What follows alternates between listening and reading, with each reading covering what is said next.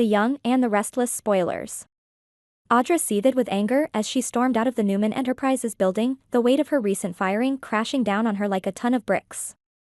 Victor Newman had unceremoniously dismissed her from her role, and for the first time in her career, she felt powerless. No one had ever treated her like this, like she was dispensable.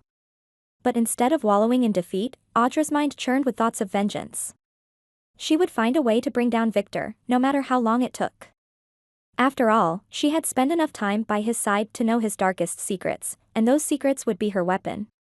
Yet despite her desire for revenge, Audra found herself in an unexpected predicament. There was no clear path to attack Victor directly. For all her cunning, Victor had always been one step ahead, and now that she was no longer inside the Newman camp, her influence was limited. She had been ousted, cut off from the power she once wielded. But then, as she observed the shifting dynamics in Genoa City, she realized that Victor's downfall might not come from a direct assault after all. It would come from an alliance.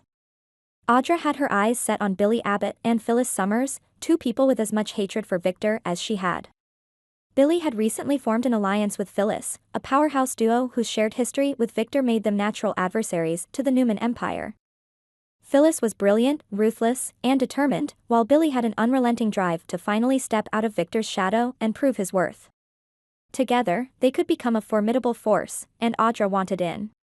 She saw their potential not only to bring down Victor but to reshape the power structure of Genoa City entirely.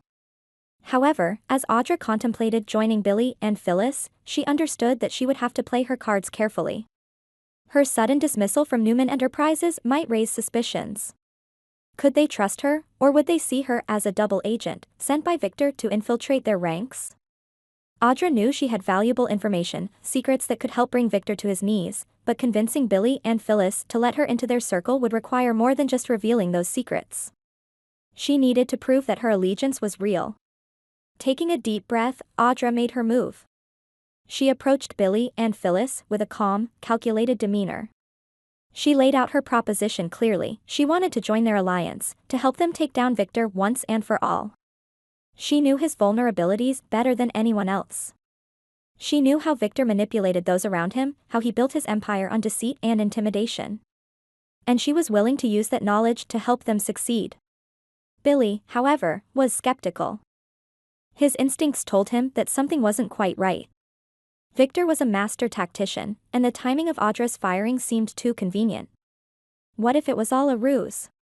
What if Victor had orchestrated the entire thing as a ploy to plant a spy in their midst?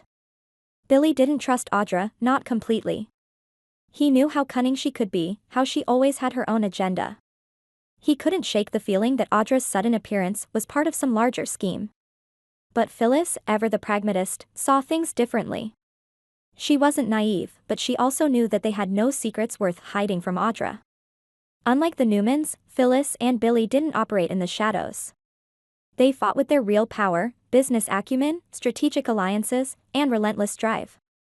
There was nothing Audra could exploit that would put them at a disadvantage. Phyllis recognized the value of having someone like Audra on their side.